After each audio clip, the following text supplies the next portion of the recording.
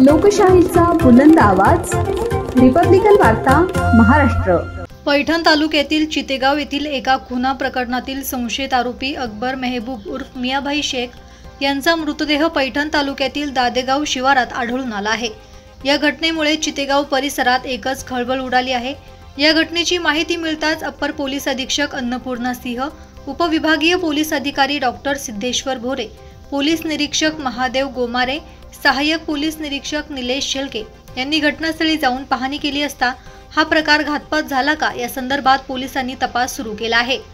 याबाबत अधिक माहिती अशी आहे की पैठण तालुक्यातील चितेगाव येथील एका खून प्रकरणातील आरोपी असलेले शेख अकबर मेहबूब उर्फ मियाभाई मेहबूब शेख वय 50 वर्ष हे कार क्रमांक MH20 BN 4488 ने पंढरपूर येथे गेले होते, परंतु त्यांच्याशी घरच्यांनी फोनवरून संपर्क केला असता फोन उचलला नाही।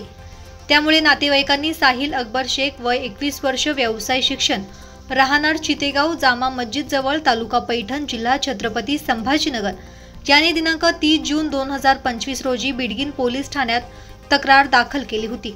शेख यांचे 2 मोबाईल फोन ढोरकीन गावाच्या परिसरात आढळून आले। दिनांक 1 जुलै 2025 रोजी पैठण तालुक्यातील दादेगाव परिसरातील एका अनोळखी व्यक्तीचा मृतदेह असल्याची माहिती पैठण पोलीस ठाण्याचे पोलीस निरीक्षक महादेव गोमारे यांना मिळाली। त्यानंतर पोलिसांनी घटनास्थळी जाऊन पाहणी केली। त्यावेळी कार घटनास्थळी आढळून आली नाही। त्यामुळे हा प्रकार घातपात आहे का या संदर्भात पोलिसांनी तपास सुरू केला। एकंदर 6 आरोपींना दिनांक 2 जुलै 2025 बुधवार रोजी ताब्यात घेण्यात आले।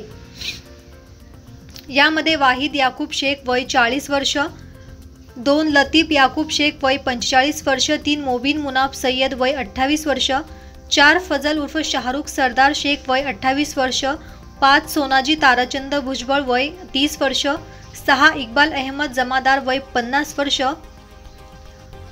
या सर्वांना आरोपी वाहिद याकूब शेख याचा भाऊ रऊफ याकूब शेख याच्या खुनाच्या गुन्ह्यात फिर्यादीचे वडील अकबर मेहबूब शेख उर्फ मियाभाई आणि काका भाऊ यांनी कोर्टाची निर्दोष मुक्तता केल्याच्या कारणावरून आरोपींनी कट कारस्थान रचून फिर्यादीचे वडील अकबर मेहबूब शेख उर्फ मियाभाई यांचा पाठलाग करून अपहरण करून त्यांची क्रूरतेने हत्या केली म्हणून गुन्हा रजिस्टर नंबर 396/2025 कलम 103(1), 140(3), 61 BNS नुसार गुन्हा नोंद करण्यात आला।